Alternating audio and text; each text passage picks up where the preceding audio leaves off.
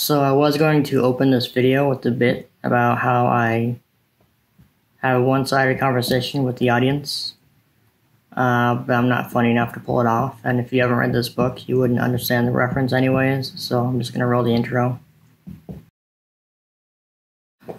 So this is my first book review on my channel here of a non-Dark Tower Stephen King book. So that's just a nice bit of trivia for you. So what book am I reviewing? Well, if you look at the title, you should know this already. I'm going to be talking about Dolores Claiborne today. So what is this book? What is it about? What is it? What are we talking about? Dolores Claiborne. Dolores Claiborne. Dolores Claiborne is a kind of a family drama / crime thriller book by Stephen King that was written in 1993. It takes place on Little Tall Island in Maine. I think that's where it is anyways. I didn't bother looking that part up. So the main character and the narrator is one Dolores Claiborne, who is a woman who years prior was thought to have murdered her husband when he died in a tragic accident, and then who is now being questioned by police when the woman she works for suddenly dies while in her care. And this book is her statement to the police, as in literally this entire book is just her statement to the police. It's written in a weird structure where it's written in a first-person point of view from Dolores, and she is the only person that you hear from in the entire book. You don't hear any dialogue from anyone else. It's just her talking to the police the whole entire time. So that kind of raises some interesting questions about the unreliable narrator trope and things like that. So yeah, the whole book takes place from her point of view in one statement that she talks about one single night. So that's pretty weird, huh? I'll do you one better. There is 0 chapters in this book. Well, I guess technically there is 1 chapter, but that's all. There's no chapter breaks. There's no section breaks. There's no kind of divisions of the book at all. It's just one long story, one long section. So you can stop and pick it up whenever you feel like it. And if you're like me, you won't want to stop at all. So anyways, on to the contents of the book. It is kind of a relatively non-linear narrative, as she talks about the events of her husband's accident that happened a few decades prior. And she also jumps around to talking about her time with her employer. She talks about her family a lot, and she talks about a lot of different things. So it jumps around time frames a lot. But I don't think it's hard to follow at all. I think it's fairly easy to understand what she is talking about at all times. It is a very short book, at least by Stephen King terms. It's around 300 pages. And like I said, there's no chapters or anything. So it's more like a novella, really. But it's a very compelling read with very clearly defined characters who are very sympathetic and very well-rounded. But they have that typical Stephen King edge to them. It's kind of a weird genre too, because it talks. The main story is kind of a crime thriller or procedural crime drama or something. But then she also goes into a lot of family drama stuff. So it's kind of a weird mixture of those two genres, I think.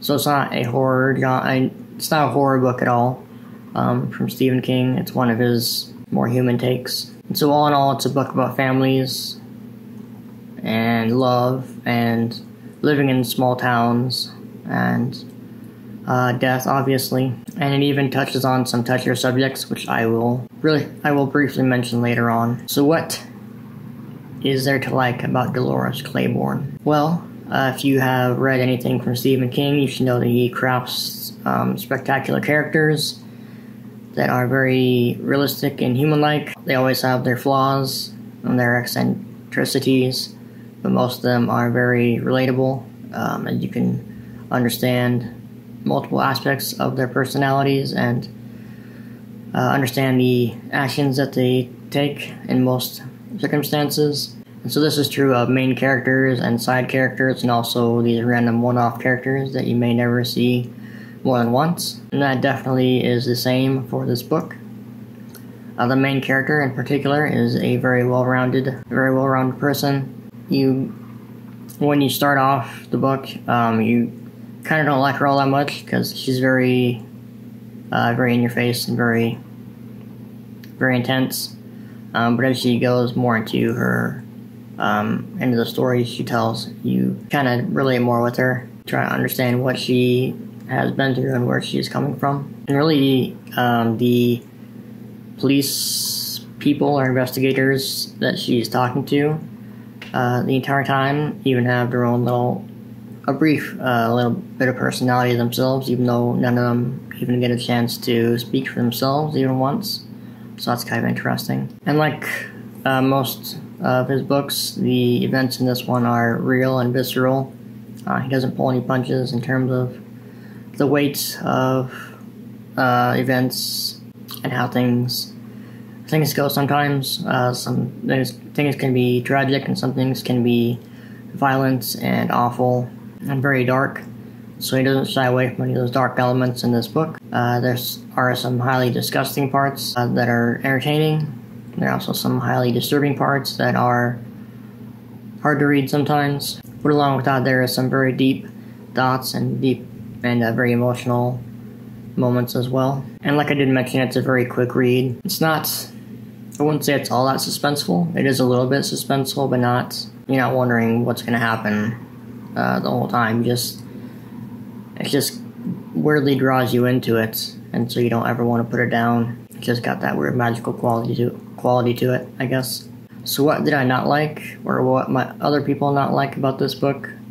This is where I'm going to go into some very minor spoilers, because the elements at play here are some things that people might want to know about before they go into the book, because it does touch on some controversial subjects. It goes into domestic abuse a little bit. Well, more than a little bit, I'd say a lot. It goes into some sexual assault, especially ones concerning children.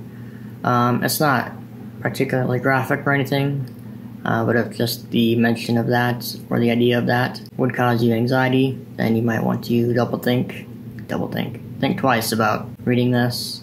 It obviously deals with death a fair amount, and also deals with the elderly and kind of the advanced stages of, dying and maybe even arguably dementia or other, issues like that.